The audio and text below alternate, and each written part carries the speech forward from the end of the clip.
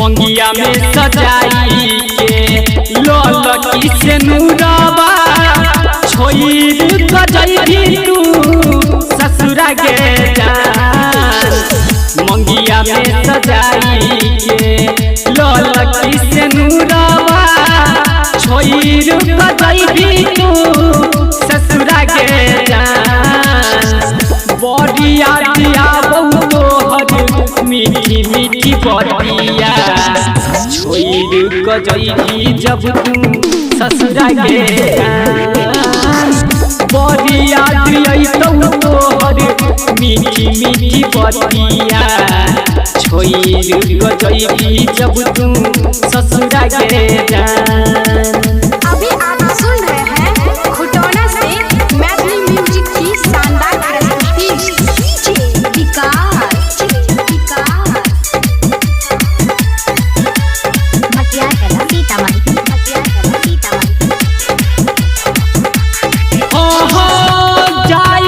पहिले ससुरा डर के जइहा जहरी के प्यार नहीं चलो तकिया के लायते कहरी गे लायते कहरी जाई के छेलो ससुरा डर के जइहा जहरी के प्यार नहीं चलो तकिया के लायते कहरी गे सरहवा छोड़ाई देला दिल तू दुखाई देला बीतबई दोसरे संगे रतिया के जान।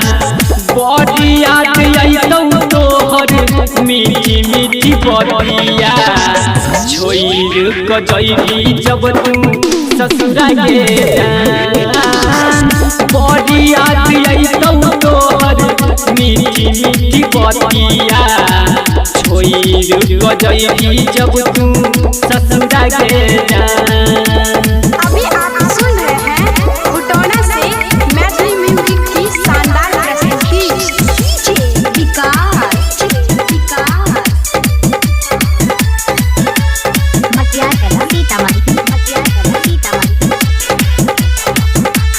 हाँ दिलवा के हमरा तू पूछै छेला खेल के प्यार के फांसी देला चाहत के जेल लगे चाहत के जेल लगे। दिलवा के हमरा तू पूछै छेला खेल के प्यार के फांसी देला चाहत के जेल लगे। राइटर गौतम बोल अखिलेश आशिकी के बतिया न गई है तू लाई के जान। बड़िया दिया बहुतो हर मीठी मीठी बतिया छोड़ गजई छी तू ससुरा के जान। बड़िया दिया बहुतो हर मीठी मीठी बतिया छोड़ गजई छही ससुरा के जान।